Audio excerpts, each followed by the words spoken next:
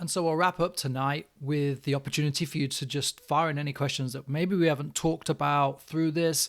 I kind of said that we would scratch the surface of some items, and here we are. So fire away on any questions that you have. Okay, awesome. First question coming in. How do I add intensity to my training sessions? How do I demand intensity from my players? So that's a recording from a recent coach education class that I ran, and I took out the coach's name and such, but the question is really, really common when I run grassroots education, when I have a conversation, or even when I see things online where coaches say, there's a lack of intensity. How do I get more intensity into the sessions? And I kind of see all sorts of answers, and all of them are well-intentioned. But first, I'm going to define what I believe intensity is based on what I see when I assess coaches, when I analyze coaches.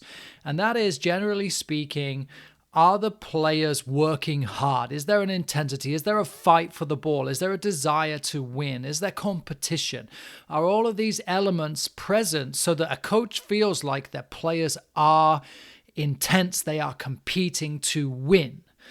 And when we step back and look, and if I listen to a coach, I often hear the coach saying, come on, we got to work harder. Come on, we need intensity. Raise it up, guys. Lift it up. Here we go. We've got to work a little bit more.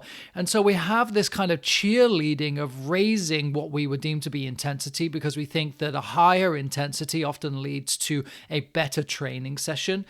And caveat, when I was coaching ECNL, and I do this sometimes with our ODP players too, where we say, you are coming off of a tournament weekend, you're coming off of a 2-hour session 2 hours ago. This second part of the session, or this training session on Monday afternoon, is going to be purposefully lower intensity. Now that puts us in a different situation, a different conversation based on the level that you are coaching. But the general question around intensity is, how do I raise the intensity for my players? Because I feel like they're not working hard enough. And this is applicable to almost every level of youth soccer player, and the question from most coaches. So we understand what intensity means when a coach says, hey, I'm looking for more intensity in my training sessions. So let's describe what the game looks like, because my assumption is going to be that your players are intense in the game. And now we look at our training sessions and wonder, how do we get more intensity? Or maybe they start the game flat, and so we want to raise intensity like that. There could be all sorts of reasons.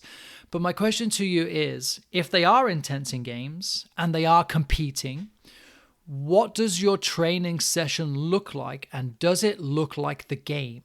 Does it create the same environment that the game has? Now, of course, we don't have yelling parents on the sideline. We don't truly have an opponent or a desire to win this game because it's a game in State Cup or in the tournament. Their factors are slightly different, but young players are super competitive, and one of the reasons they play is for competition. So does your training session look like the game? And then the second factor to this immediately is, it is not the kid's fault. Generally, my challenge and the unpopular answer here is to look internal and say, why are my players not playing with the same intensity that they are playing in games? Or why are they not playing with the same intensity that I would like for them to have? And here are 3 components that I want to share with you. Number 1, session design. Reflect the game as much as possible. Play, practice, play is a wonderful example of players arriving at training and immediately jumping into small-sided games. The structure of the small-sided game is such that they are not just playing. They are being challenged with guided questions. They are being challenged with keywords. And importantly, the game is being managed. It's not just to throw the ball out there and go play until everyone arrives.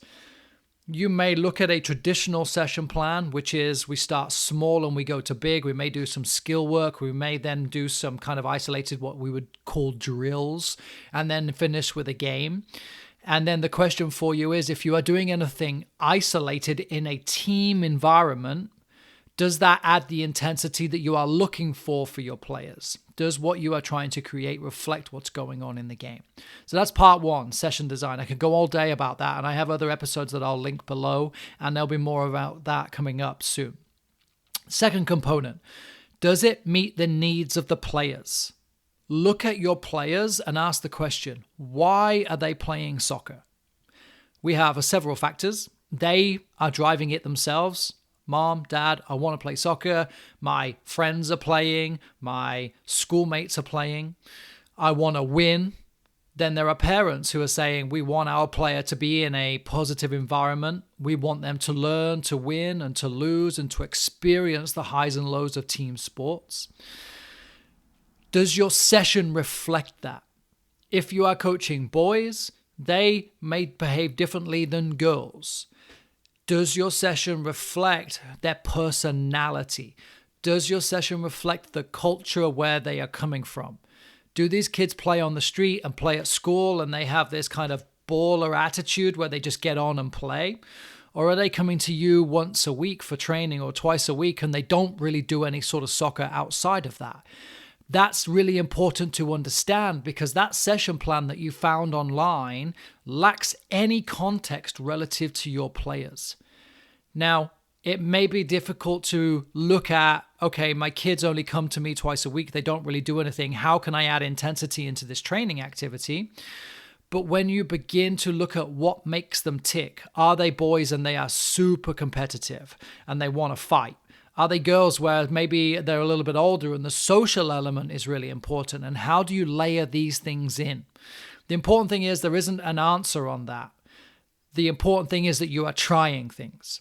You have training tonight, you go out there and you allow the girls a 5-minute social with a ball at their foot. They can stand in pairs, they can stand in threes, but the ball must be moving while they are talking. See if it works. When you move into the practice element, are they then suddenly playing with a little bit more intensity? Didn't work? Okay, no problem. But at least we tried it and we'll try something different the following week. Maybe you ask your mentor, maybe you ask other coaches in the club, maybe you use Twitter to be able to connect with people and ask that same question.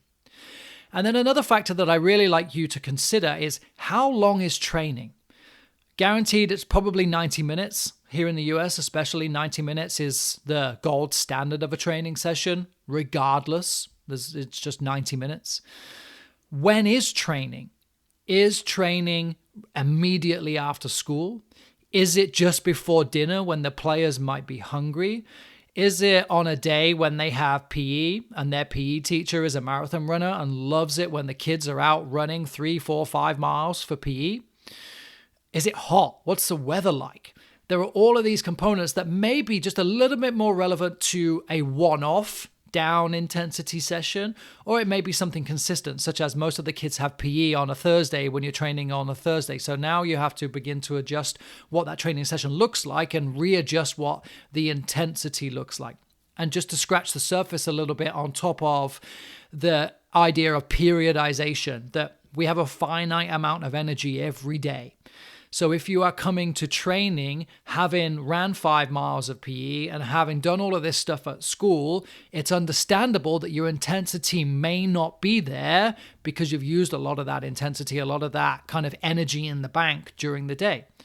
Kids are coming to you immediately after school and those school days are quiet days, or they've had a chance to go home and have a nap or whatever it looks like. There's a different context that you can use to build your training session and ultimately be able to manage expectations. Players can work hard and they will work hard in the right environment. You've just got to now tweak that environment based on all of these factors. And I know that may be hard to hear. Your ego says they're coming to my training session. I've worked hard on my training session plan. You should be turning up and ready to play. But we know the reality is that that is not the case. We know that players are going through all sorts of things in their lives. They're growing. They have important things like school. There are things going on at home with their families and their friends, and they're just moving from here in Northern California, generally one activity to another. They're so overscheduled. They just turn up and here's what we're doing today. It's soccer. Great. I've got my soccer shoes. Let's go. So really understanding who you are coaching and the environment you have is really, really important. And of course, that doesn't then account for what our session plan changes need to be, because when they show up and you suddenly read the room and you think, oh man, these kids are not up for it today. Well, I've got to do something a little bit different. And now I've got to have a pivot in my training session plan. And then the final thing, the magic trick, that I believe is going to make the biggest difference in your training sessions is the use of timers, intervals, and timers. When we work through the play, practice, play sessions through US Soccer, they have timers built into them. Play this activity for 2 minutes, then take a break. And it's not just a break to go get water. It's a break to reset the soccer balls because you're playing small-sided games, so they're taking shots, balls will fly away. So we have the element of resetting the activity. We use that break to take a mental break from the activity, and then you use it to coach. But importantly, you can manage the intensity of that game by before the quality drops off. And here is my challenge to you. Put your players in, if I use the example, a 3v3 game. Let them play 3v3. Watch, and I talked last week about observation, watch when the quality goes downhill. There'll be a player that falls over and laughs. The ball will go out of play, and instead of sprinting for the ball, the player will jog for the ball. Or they kind of bounce off of each other and then they laugh as they're grabbing each other, or whatever's going on. There is something that happens where we recognize the quality of the game, and in this instance, the intensity will drop away. It's gone. It's done. Stop. Time out. And then look at your watch. How long was that? Was it 2 minutes? Was it 3 minutes? Was it a minute? That's the gold standard for that training session on that day. Then when they come in and we use our coaching points, we use a reset moment, we go back to the game. Maybe you make some subs, you balance the teams out a little bit more. Perhaps you add a constraint. For example, winners is a really good one for raising intensity, which is every time you score, you get to start with the ball again. That's a really nice incentive for our players. We reward the winners. We don't punish the losers. Now, when I use these timers, you have 10 seconds left. It's not just 10 seconds while I finish talking to this coach over here, or I finish doing something on my phone or whatever. It's 10 seconds. 10, 9, 8, 7, 6, 5, 4, 3, 2, 1. Time. Done. Okay. Winners. Blue team. Great. You get to start with the ball again next time. Maybe you want to steal a player. Maybe you want to change a rule. Whatever you do in that environment with your constraints. But before they drop off the cliff, just before we get to that point, time. And we keep them hanging on for more. We want them to think, I just want to shoot one more time. And a really good way of measuring that, time. And the player on the ball, what do? Do they just give it up? Do they just kick it away? Or do they get that shot off? Do they finish that bit of skill and look to get a shot away? Now I'm looking at it and saying, brilliant. We got them. That's the sweet spot right there. And I might be able to stretch it a little bit more, and I'll use my keywords and my coaching points to give them that information and then go again. We talk about play, practice, play, meeting the needs of the players. And it does. When you look at a session plan, it provides everything that the game needs. So we have competition, we have direction, we have repetition, we have all of these kind of key elements of a training activity. But the use of the timers and the skill of coaching is so important, because your players will respond to playing within that time. If I say to you, do push-ups for 30 seconds, we can probably do it for 30 seconds.